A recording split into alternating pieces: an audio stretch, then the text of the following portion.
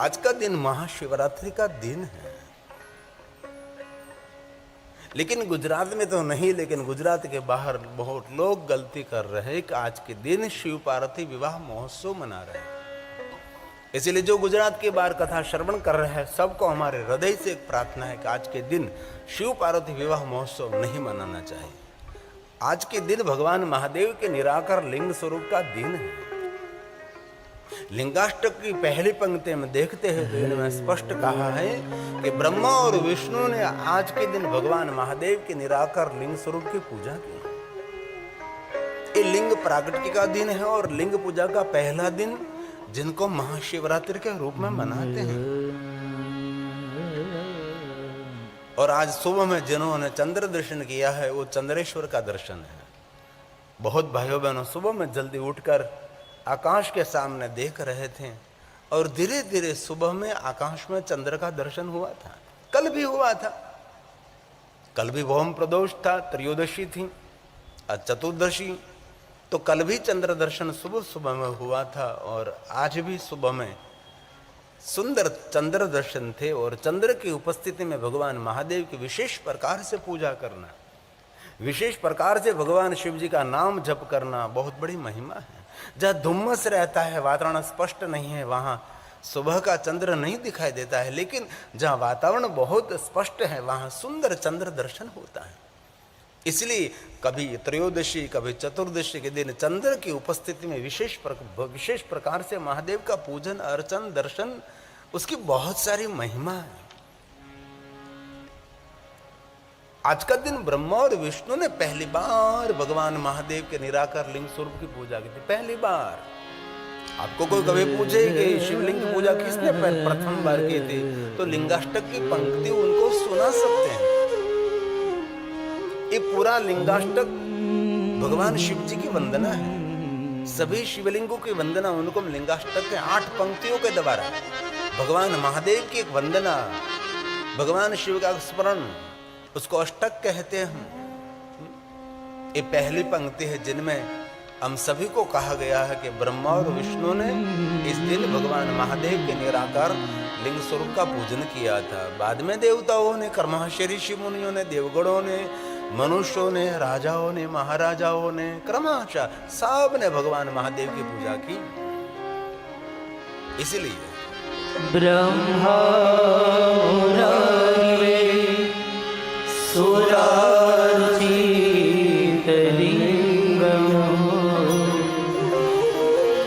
निर्मलवासित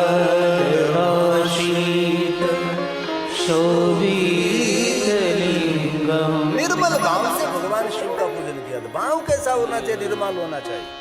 आपके पास कितनी पूजा की सामग्री है और क्या क्या आप समित लेकर बहुत वस्तु लेकर बैठे, उस पर जरूर, लेकिन भगवान महादेव के प्रति भाव हमारा क्या है? और निर्मल भाव। और जीवन में सुख और सुखी होने के लिए मेरे हृदय का भाव निर्मल होना चाहिए। निर्मल भाव से कुछ भी काम करो, इनमें परमात्मा बहुत सहाय करते हैं। इसमें हमारी कोई मलिनता नहीं होनी चाहिए। कई लोग काम करते लेकिन एक काम में उसकी मलिनता रहती है, मलिनता नहीं, निखालसता से। और जिनके साथ रहते हैं उनके साथ दिल लगाकर काम करो। छोटा सा छोटा काम हो, बड़े से बड़ा काम हो, ऐसे ही उनके साथ काम करो कि फैक्ट्री मेरी है, दुकान मेरी है, एक खेतर मेरा है, तो आज नहीं तो काल आपका भी दुकान, आपकी भी फैक्ट्री, आपका भी खेतर होगा, आपके जीवन में भी उजाला होगा। इसलिए आपके हृदय में भाव क्या है, उन पर हमारे जीवन का निर्भर होता है। इसलिए आज के दिन हम सभी परमात्मा के प्रति हमारा भाव व्यक्त करेंगे और निर्मल भाव से हमारे जीवन निर्माण करेंगे, कोई मल नहीं। बहुत सुंदर बात करें लिंगाष्टक की पहली पंक्ति। अवसर मिले तो लिंगाष्टक का पाठ करना चाहिए। आशा रखता हूँ बहुत भाइयों बहनों को कंठस्थ हैं। आइए साथ में गुनगुनाइए। ब्रह्मा मुरारी ब्रह्मा मुरारी सुरार्चितलिंगम् निर्मलवासित शोभितलिंगम् जन्म दुःख विनाश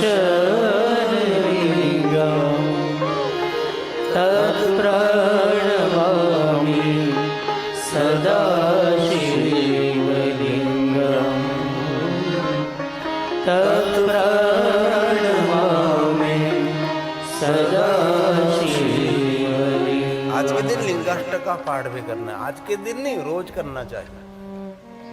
भगवान महादेव की पूजा के लिए कोई अलग अलग मंत्र स्तोत्र आपको कंठस्थ नहीं तो लिंगाष्टक बोलकर भगवान शिव का विशेष प्रकार से अभिषेक, पूजा, अर्चन, दर्शन आप कर सकते हैं।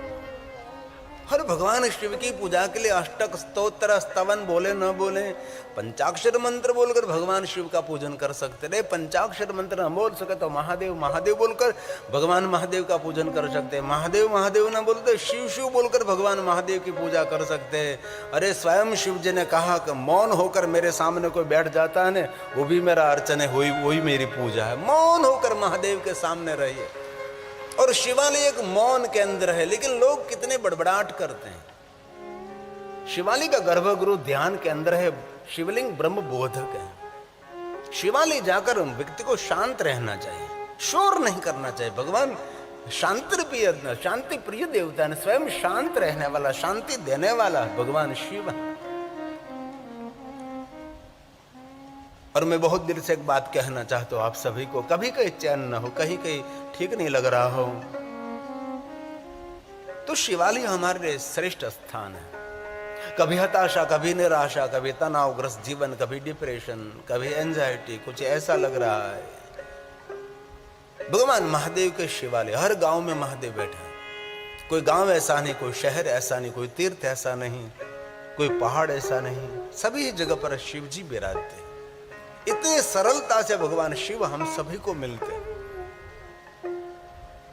शहरीकरण है, वहां एक बात अलग है, शोर बकोर रहता है, लेकिन गांव में तो शिवालय कितना शांत रहता है। और कभी कभी शिवालय जाना भी चाहिए। वैसे तो शिव महापुराण ग्रंथ में कहा कि रोज 30 समय भगवान शिव जी के पास जाना चाहिए। प्रातःकाल भी भगवान महादेव के पास जाना चाहिए, मध्याह्न के भी भगवान महादेव के पास जाना चाहिए, संध्या समय भी भगवान महादेव के पास जाना चाहिए। तीनों समय शिव जी का दर्शन अवश्य करना चाहिए। भले आप शिवालय नहीं जा सकते, लेकिन आपके घर में छोटा सा मंदिर तो है ना, छोटा सा धर्म स्थान, देवस्थान तो है ना, उसका दर्शन करें, रोज दर्शन करें। घर से बाहर जाओ तो अपना दर्शन करो, घर से बाहर से आओ तब भी दर्शन करो। भगवान को कहकर जाओ कि मैं जा रहा हूं और जल्दी फिर आ रहा हूं। हो सके तो 3 समय, और आज के दिन तो पूरा समय हमारा भगवान शिव के स्मरण में, भगवान शिव की याद में बीतना चाहिए। क्योंकि आज का दिन कोई सामान्य दिन तो है नहीं, आज देवताओं का पर्व है, और देवताओं का पर्व भी देवताओं का महापर्व आज महाशिवरात्रि है। इसलिए प्रातःकाल भगवान महादेव को कोई भी अवस्था में आस्था के साथ याद करना चाहिए। प्रातः काल शिवं दृष्ट्वा निशि पाप विनश्यति। सुबह में भगवान शिव जी का दर्शन करें, प्रातःकाल महादेव को याद करें, शिव जी का स्मरण करें, और मध्याह्न महादेव को याद करें, और संध्या समय, तीनों समय शिव जी की पूजा अर्चन की एक अलग से महिमा है। ये शिव महापुराण ग्रंथ का श्लोक है, इसलिए प्रातःकाल कभी भूलना नहीं चाहिए। प्रातः काल शिवं दृष्ट्वा निशि पाप विनश्यति। आजन्म कृतं मध्याह्ने सायाह्ने शतानि च। सायाह्ने शतानि च। और तीनों समय दर्शन करे तो सुबह में, रात्रि में किए गए पाप को क्षमा, मध्याह्न में दिन भर किए गए, जन्म भर किए गए पापों में से छुटकारा, संध्या समय शिव दर्शन, शिव स्मरण से 7 जन्म के बहुत सारे पापों में से मुक्ति। और तीनों समय जो कोई शिव जी का दर्शन करते, अर्चन करते, पूजन करते, विष्णु पत्नी लक्ष्मी जी तीनों समय भगवान शिव जी की नित्य पूजा करे, रोज पूजा करे। मन में कहे कि लक्ष्मी को कोई काम नहीं होगा, लेकिन हमारे सब पर तो बहुत सारी जिम्मेदारी हैं, हम तो ये नहीं कर सकते। लेकिन लक्ष्मी जी महादेव के श्रेष्ठ भक्त हैं। लेकिन तीनों समय जो भगवान शिव जी का स्मरण करते हैं, याद करते हैं, दर्शन करते हैं, अर्चन करते हैं, उनके लिए कहा उसको कितना बड़ा पुण्य मिलता है। मेरु कांचन दता, मेरु पहाड़ जितना कोई स्वर्ण का दान करे, हैं? पुण्य जिनको एकत्र करना है उनके लिए कितनी सरल बात है। मेरे महर्षि भगवान वेद व्यास जी ने कही है। गवां कोटि शता, करोड़ों गायों का दान 3 समय शिव दर्शन करने मात्र से, और पंचकोटि तुरंग गणा, तत्फलं शिव दर्शनम्, तत्फलं शिव दर्शनम्। इसी समय भगवान शिव जी फल देने वाला देवता है। भले प्रातःकाल आप भगवान महादेव की याद न कर सके, मध्याह्न भगवान शिव को याद न कर सके, लेकिन संध्या का वक्त तो कभी भूलना ही नहीं चाहिए। क्योंकि जीवन की संध्या को मंगलमय बनाना है तो संध्या के समय विशेष प्रकार से कोई भी स्थिति में आप, ऐसा नहीं कहता कि मैं स्नान करके पलौठी वाड़ के त्रिपुण करके आप बैठ जाए, नहीं, ऐसा नहीं। आप कोई भी स्थिति में, ट्रेन में, प्लेन में, कहीं सफर कर रहे, काम कर रहे हैं, संध्या का वक्त हो गया, कोई भी स्थिति में भगवान को हम याद कर सकते हैं।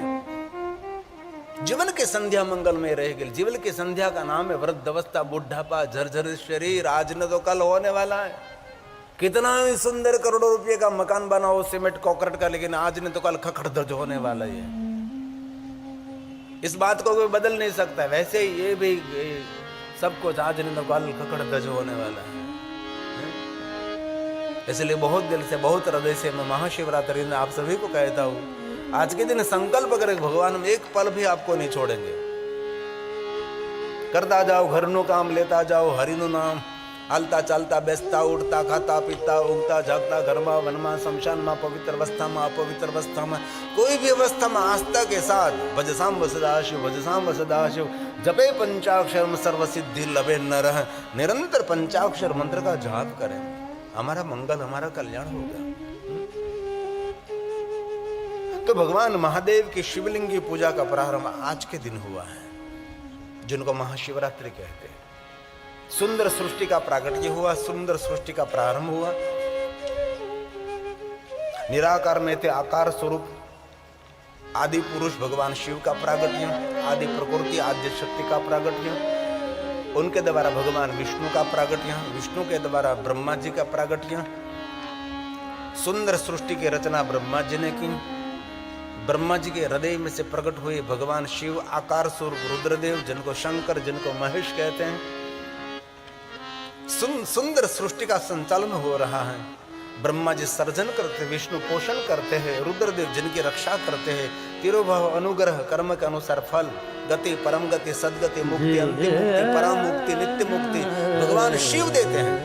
शिव क्या देता है? शिव मुक्त करते हैं, जीवात्मा को बंधन में नहीं डालते, जीवात्मा को मुक्त करने वाला महादेव। शिव निराकार एक तत्व है, ज्योति में एक ज्योति स्वरूप। हमारा केंद्र बिंदु, हमारा उद्गम स्थान ये शिव है। शिव में से एक ब्रह्मा, विष्णु और महेश। महेश कौन है? आकार है, अवतार है। शिव कौन है? निराकार है। इसलिए शिव जी की पूजा हम 2 पद्धति से करते हैं। निराकार में हम लिंग स्वरूप का दर्शन, लिंग स्वरूप में निराकार का दर्शन करते हैं, और मूर्ति में हम अवतार स्वरूप का दर्शन करते हैं। तो ब्रह्मा जी सुंदर सृष्टि की व्यवस्था और भगवान विष्णु पोषण कर रहे थे।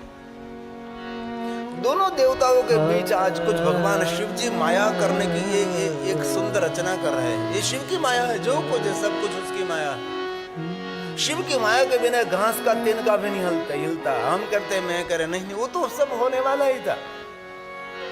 ये महाशिवरात्रि की कथा तापी के तट पर, सूर्य नगरी सूर्यपुत्री तापी के तट पर, इस पवित्र धरा पर भगवान महादेव की कथा तो होने वाली ही थी, लेकिन आप सबको श्रवण करने का अवसर मिल रहा है, महादेव की कृपा है। और जयंती और भावना बहन को कथा आयोजन करने का अवसर मिल रहा है, और मुझे महादेव की कथा कहने का अवसर मिल रहा है। वो नियति ने एक निर्णय लिया है। ये हमारा निर्णय नहीं हो, तो नियति का निर्णय है, ऐसा होने वाला है।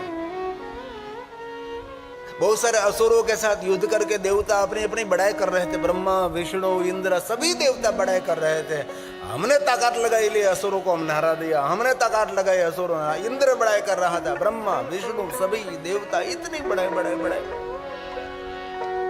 और यक्ष स्वरूप भगवान वहां प्रकट हुए और कहा कि ये घास का तिनका मुझे उठाकर यहां दीजिए। इंद्र ने प्रयोग किया, घास का तिनका उठा न सका। ब्रह्मा ने विष्णु ने सभी देवी देवताओं ने प्रयोग किया, एक घास का तिनका इधर से उधर नहीं उठा सका, इधर से उधर घास का तिनका नहीं कर सका। एक छोटा सा पवन का झोंका या झोंका में एक पूरा घास का तिनका उड़ गया, अक्ष भी अदृश्य हो गया। तब इंद्र ने ब्रह्मा ने विष्णु ने कहा कि घास का तिनका हिलाने वाला कोई नहीं, वो तो निराकार ब्रह्म भगवान शिव है। शिव की आज्ञा के बिना कुछ हो ही नहीं सकता। जो कुछ हो रहा है उनकी आज्ञा से होता है, उनकी कृपा के बिना कुछ घास का तिनका इधर उधर नहीं हो सकता। अरे उनकी कृपा के बिना हम एक श्वास भी नहीं ले सकते। इसीलिए जो कुछ हमारा जीवन है ईश्वर कृपा आधारित है, उसकी दया करुणा के आधारित हमारा जीवन है। इसलिए परमात्मा के शरणों में निरंतर रहिए, उसके भजन में रहो। संसार तो चलता रहेगा, हजारों हजारों युग और कल्पों तक सागर में लहर उठती रही। ऐसे बहुत लोग यहाँ जन्मते रहे मरते रहे, संसार का क्रम चलता रहा है। इनमें वही तर गए जिन्होंने भगवान शिव को याद किया, जिन्होंने महादेव का भजन किया। बाकी कौन तरा, सांप डूब गए, सांप डूब गए, कहाँ गए पता ही नहीं लगा।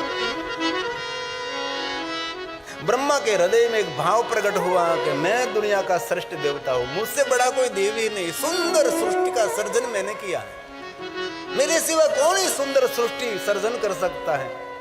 मैं ही ईश्वर हूं, मैं ही भगवान हूं, ऐसा भाव प्रकट करने लगा। हूं करो ये जगनांता छटकनो वार दिन स्मान ताणे। गाड़ा नीचे कूतरो जातो है, कूतरू हाफी जाए, जीभड़ी निकली जाए, तेने मोढ़ा में लाड़ो पड़वा लागे। केम? कूतरा एम थे कि गाड़ो हूं चलाવું છું, ચલાવનારો કોઈ ઓર છે। તેથી જીવનમાં જે કાંઈ ઘટના બને છે ઈશ્વર આધારિત હોય છે।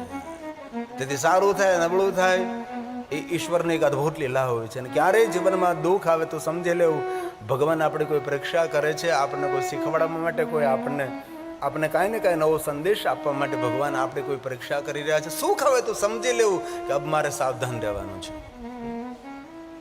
બ્રહ્માજી અહંકારનો ભાર લઈને श्री हरि भगवान विष्णु क्षीर सागर में शयन करे छे। शांताकारम भुजग शयनम पद्मनाभम सुरेशम भगवान शिवजी समंदर में शयन करे छे।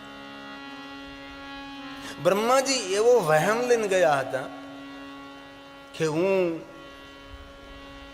विष्णु भगवान पासे जाऊं छूं, विष्णु भगवान पोताना आसन थी उभा थशे, मने प्रणाम करशे, दंडवत प्रणाम करशे, मारी जय जयकार करशे, मारी आरती उतारशे, मारी पूजा करशे।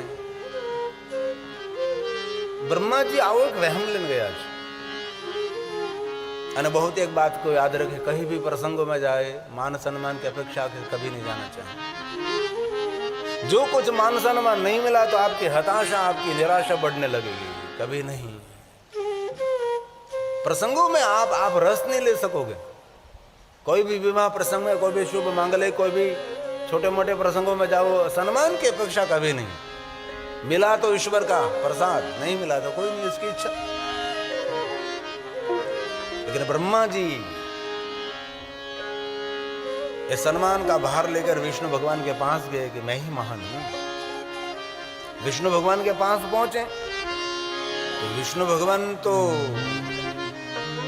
बस ऐसे ही विष्णु विषय धरासन, विष्णु भगवान तो ऐसे विषय धरासन मतलब सर्प के शैया, ऐसे ही सोते सोते बधारिए ब्रह्मा जी, मैं आपका स्वागत कर, शाब्दिक सम्मान कर लिया। और बहुत लोग कथा में आते हैं, मैं मनुष्य को शाब्दिक सम्मानों से उसको संतुष्टि नहीं होती। और भगवान की कथा में तो कहीं भी जाओ सम्मान की अपेक्षा कभी नहीं रखनी चाहिए। आपके लिए 5 मिनट सम्मान का समय चला जाए, उससे तो अच्छा है कि 5 मिनट हम भगवान की कथा श्रवण कर लें, ये बड़ी बात है। लेकिन कथा में बहुत सारी ऐसी बात निरंतर रहती है और हमारी कभी कभी मजबूरी रहती है कि यहां से हमको दुपट्टा सबको पहनाना पड़ता है। ठीक नहीं लगता, लेकिन क्या करें।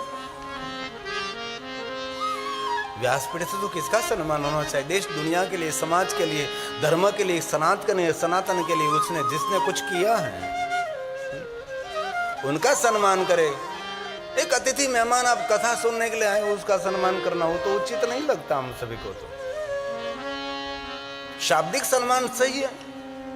भगवान विष्णु जी ने शाब्दिक सम्मान कर लिया, ब्रह्मा जी को संतुष्टि नहीं हुई और ब्रह्मा जी कहने लगे आपको पता नहीं, आपको खड़ा होना चाहिए, खड़े होकर मुझे प्रणाम, साष्टांग प्रणाम, दंडवत करना चाहिए, मेरी पूजा, मेरी आरती करनी चाहिए।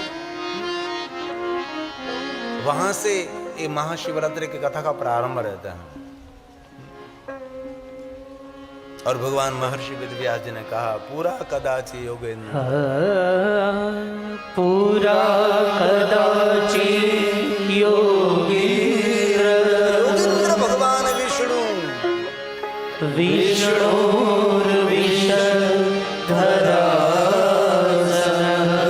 विषधरासन सर्प के शैया, वहां ब्रह्मा पहुंचे। सोशा परस्या भूत्या स्वानो वैरपि संवृता। अपने स्वयं का वृतांत कहने लगे, स्वयं का वृतांत, मैं महान हूं, मैंने सुंदर सृष्टि की रचना की है, मैं भगवान हूं, मुझसे बड़ा दुनिया में कोई है ही नहीं। और कथा सुन के एक बात बहुत याद रखिए, बहुत सारे जीवन की बातें गोपनीय रखने में हमारा हित रहता है। आपकी रहन सहन क्या, आपके खाने पीने क्या, आपका व्यवहार क्या है, आपका बैंक बैलेंस क्या, आपके घर के व्यवहार क्या है, ज्यादातर उसको प्रकाशित मत करना। अपने जीवन की बहुत बातें जितने गोपनीय रखे इतने आपका हित रहेगा। ब्रह्मा जी बोलने लगे जोर जोर से, विष्णु आपको पता नहीं मैं भगवान हूं, मैंने सुंदर सृष्टि की रचना की। ऐसे अहंकार का बीज अंकुरित ब्रह्म कर दे में हो, अहंकार से कोई वचन आ सको नहीं जन्मा जगमा। दुनिया में कोई ऐसा व्यक्ति नहीं जिनके हृदय में अहंकार का बीज अंकुरित नहीं हुआ है, सिर्फ एक मेरे महादेव जी। शंकर भगवान का पूरा जीवन चरित्र जो महादेव ने कहीं अभिमान नहीं किया, शंकर जी ने कहीं अहंकार नहीं किया। शिव के पास सीखने की वस्तु यह है सरलता, नम्रता, विनम्रता, भोलापन महादेव में है। सबका स्वीकार, सबका सत्कार, वो शिव जी की एक अलग सी दुनिया है। सर्वगुण संपन्न मेरा महादेव, एक भी दुर्गुण शंकर जी के चरित्रों में नहीं है। गुणातीत है, गुणाधार है, गुणों का बीज है मेरा शंकर जी। ये तो लोगों ने महादेव के लिए भली बुरी बातें करके लोगों को दूर कर दिया। शंकर जी में जितने गुण इतने गुण कोई देवताओं में भी नहीं मिलेगा। हे शंकर जी, महादेव गुणातीत गुणाधार, गुण बीज ये भगवान शिव, ये महादेव है, सभी गुणों का खजाना, सभी गुणों का गुणेश गुणेना बीज गुणेना गुरवे नमः। जितना गुणवान लोग दुनिया में सज्जन है उनके सदगुरु भगवान शिव है। जो गुणी जन है, गुणी जन, जो गुणी जन है उनके गुरु कौन है? मेरा महादेव है। गुणेना गुरवे नमः। भगवान विष्णु ने कहा ब्रह्मा आप ऐसे बोले क्यों बोल रहे हैं? मैं आपका पिता हूं, और पिता कोई भी अवस्था में उसको प्रणाम करना चाहिए। आप क्या बोल रहे हैं? और विष्णु भगवान ने कहा कि मैं आपका पिता हूं, तब ब्रह्मा को बहुत बहुत अंदर से अभिमान खंडित होने लगा। और ब्रह्मा ने कहा मैं महान हूं, विष्णु जी ने कहा मैं महान हूं। एक दूसरे झुके नहीं, और झुकने में कभी जीत होती है, अकड़ता तो मुर्दे की पहचान है। झुकना सीखो थोड़ा। और भगवान महर्षि वेदव्यास ने कहा दोनों देवताओं के बीच एक वांग्मय युद्ध प्रारंभ हो। वांग्मय युद्ध शब्द, शाब्दिक युद्ध, शाब्दिक युद्ध। और शाब्दिक युद्ध विराम नहीं हुआ, दोनों देवता बाहुयुद्ध करने लगे। देखो तो सही, ब्रह्मा और विष्णु दोनों, एक ब्रह्मा सर्जन करता और विष्णु जी पोषण करता, दोनों देवता युद्ध करे। कैसा लग रहा है? भगवान व्यास बोले पूरा कल्प, पहले कल्प में हुआ सब कुछ, पूरा कल्पे महाकाले प्रपन्ने पहली बार घटना पूरे ब्रह्मांड में, अखिल ब्रह्मांड में पहली घटना हुई। पहले कल्प में, जगत के प्रारंभ में, जगत की शुरुआत में हुआ। दोनों देवता अंग में युद्ध करते करते बाहु युद्ध करने लगे। दोनों देवता युद्ध करने लगे। इतने महान देवता जो अभिमान युक्त युद्ध करते, तो सामान्य मानव तो क्या नहीं कर सकता, बहुत कुछ दूषित कर सकता है। इसलिए भगवान महर्षि व्यास जी ने कहा,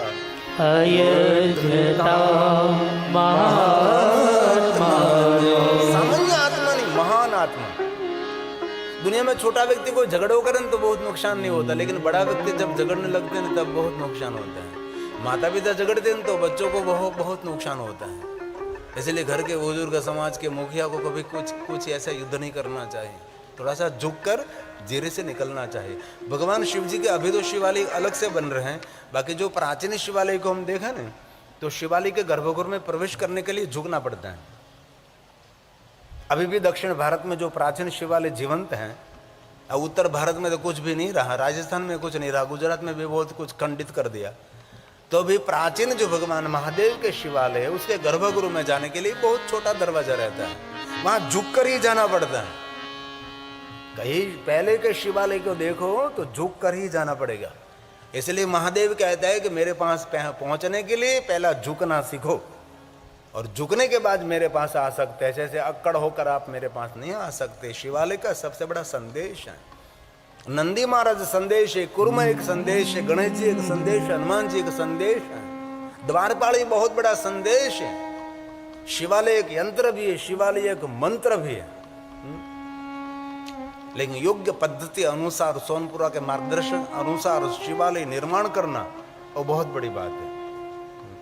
मुझे किसी विचारक ने पूछा था क्यों मंदिर बनाने की जरूरत, इतना बड़ा शिवालय बनाने में करूं।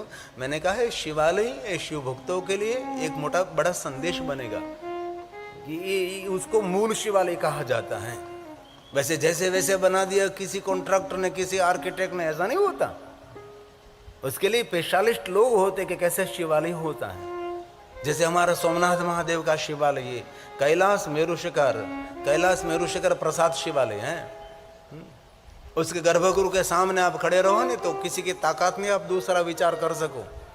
एक गर्भगृह में इतनी ऊर्जा रहती है, एक गर्भगृह की ऊर्जा से आपके सभी विचारों भगवान शिव में स्थित हो जाते। ये सोमनाथ महादेव के शिवालय के गर्भगृह की खासियत है। इसलिए मैं एक बहुत विस्तृत गुजरात का सबसे बड़ा शिवालय, जो कि मेरा पूरा जीवन निकल गया शिवालय निर्माण करने में, अभी भी ये शिवालय पूरा नहीं हो रहा है। इतना बड़ा, इतना भव्य शिवालय है जो पूरे पत्थर का है। इनमें कहीं लोहा नहीं, इनमें कहीं कुछ और नहीं, सिर्फ पत्थर का शिवालय। हजारों साल तक धरती पर रहे, हम तो नहीं रह सकते हजारों साल तक, लेकिन हजारों साल तक कोई तो कहेगा कि शिव कथा गाये के गिरी बापू थे, वो एक नमूना छोड़कर इस गुजरात में गए हैं शिवालय। ये हमारे शिव भक्तों के लिए एक बड़ा संदेश बनेगा, इसलिए हम निर्माण कर रहे हैं। आपके लिए 10 करोड़ का आपने बंगला बनाया, तो ये बंगले में कौन रहेगा? आप रहेंगे, आपके बेटा रहेगा, बेटे के बेटा रहेगा, आपका परिवार रहेगा, और बाद में कोई नहीं रहेगा, खाली पड़ा रहेगा, वहाँ कोई नहीं आएगा। लेकिन यहाँ तो शिवालय में हम भी रहेंगे, आप भी रहेंगे, और दुनिया भी रहेगी। आने वाली बधी सभी प्रजा इस शिवालय में आएगी, शिवालय में रहेगी। इसीलिए सर्वर के सार्वजनिक शिवालय ऐसे स्थान लोगों के लिए बहुत संदेश देने वाला है। ब्रह्मा और विष्णु ने युद्ध किया है, दोनों देवताओं ने। भगवान व्यास ने गाया, अयद्यता महात्मानो ब्रह्मा विष्णु परस्पर विष्णु युद्ध करने लगे। ब्रह्मा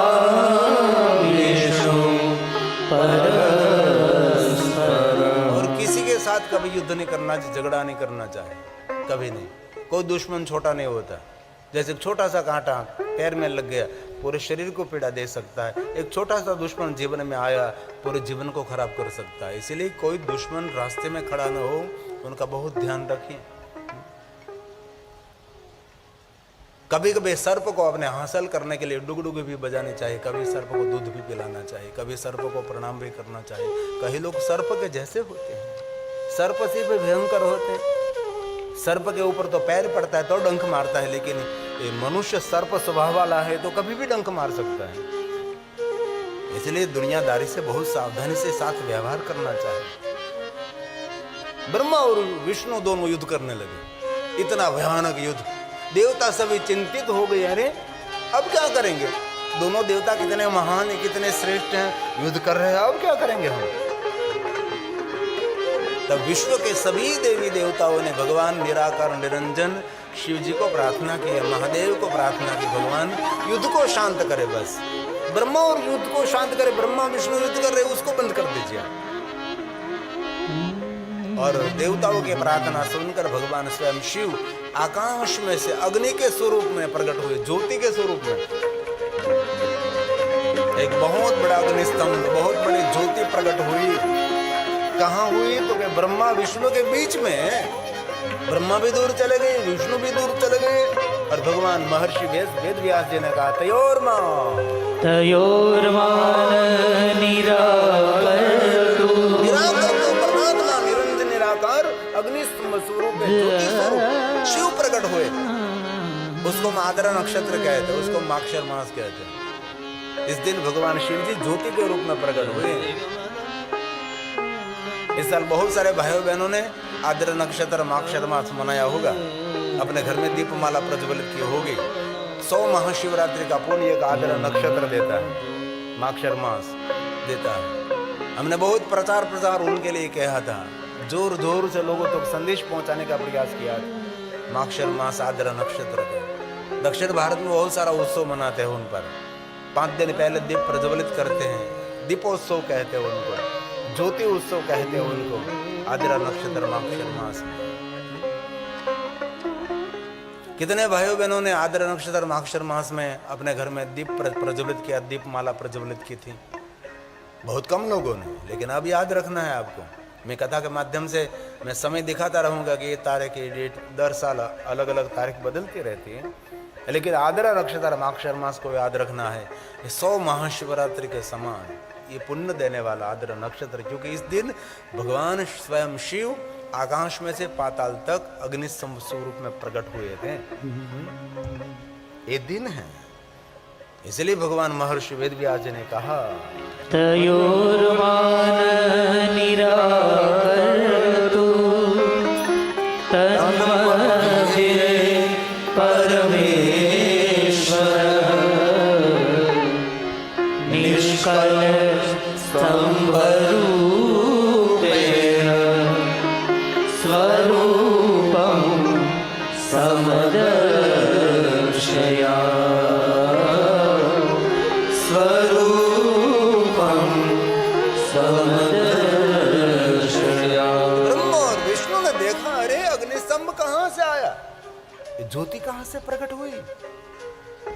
देवताओं ने देख लिया कि भगवान पधार गए, भगवान आ गए ज्योति स्वरूप में। देवताओं को सबको तसल्ली होने लगे, अब प्रभु आ गए, अब युद्ध शांत हो गया, युद्ध बंद हो गया। ब्रह्मा भी दूर चले गए, विष्णु भी दूर चले गए। और भगवान विष्णु जी ने ब्रह्मा जी को कहा, ब्रह्मा हम दोनों महान है, ऐसा हम भाव प्रकट कर रहे थे, लेकिन सच्चा भाव तो ये करना चाहिए कि दुनिया में कोई हमारे से भी महान है, कोई तो है जो अंतरिक्ष में से एक ज्योति के स्वरूप पाताल तक प्रकट हो गए। विष्णु जिन तत्व को हम जानते हैं, तत्वों को प्रणाम करना चाहिए। ब्रह्मा जिन तत्वों को, जिन सामर्थ्य को जानते नहीं, उसका सम्मान कर लो। इसीलिए सुंदर अग्निस्तंभ प्रकट हुआ है, तेजोमय स्वरूप ज्योति स्वरूप प्रकट हो, उसकी स्तुति करनी चाहिए, उसको प्रणाम करना चाहिए। और कभी हमारे जीवन में भी ऐसा, हमारे से कोई ज्यादा जिनमें कला है, उसको प्रणाम करो, आनंद उठाओ, उनकी ईर्ष्या जलन नहीं करो। उसके प्रति भाव प्रकट करो। वहां भगवान ने क्या कला दी है। सच्चा संगीतकार उसको कहते हैं, उनसे भी ज्यादा सुंदर कोई संगीत बजावे, उसको दाद देने लगे, वही सच्चा संगीतकार है। श्रेष्ठ गायक उनको कहते हैं, वो जो गा रहा है उनसे कोई सुंदर गावे, उसका वाहवाही करे, उसको बिरदावे, वो सच्चा गायक है। वो श्रेष्ठ नृत्यकार हैं, जो स्वयं नृत्य कर रहा है उनसे कोई सुंदर नृत्य करे तो उसका हृदय गदगद होने लगे। ये सच्चा नृत्यकार है। और भगवान शिव जैसा नृत्यकार कौन? एक मिनट के लिए संपूर्ण मालकोज करेंगे हम। नमः शिवाय। शिव जी को प्रिय है, महादेव का, महादेव ने निर्माण किया हुआ। आज महाशिवरात्रि, शाबाश।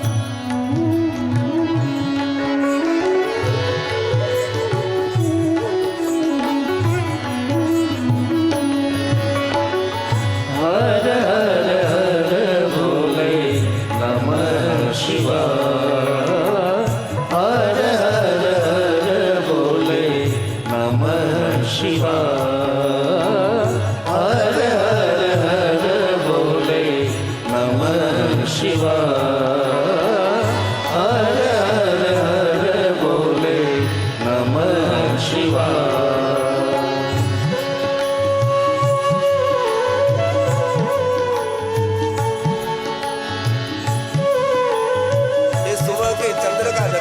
टेलीविजन में देखते थे हम, सुबह में जल्दी उठकर रिकॉर्डिंग कर लिया था।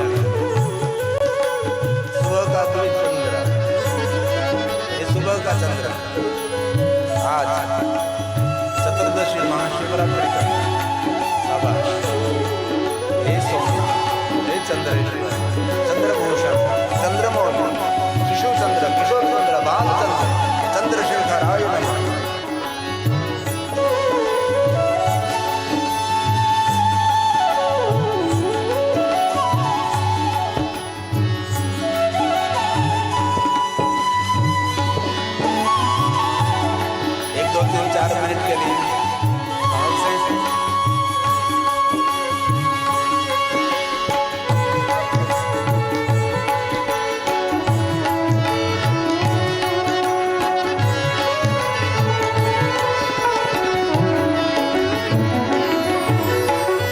हर हर हर भोले नमः शिवाय। हर हर हर भोले नमः शिवाय। हर हर हर भोले नमः शिवाय। हर हर हर भोले नमः शिवाय। नमः शिवाय।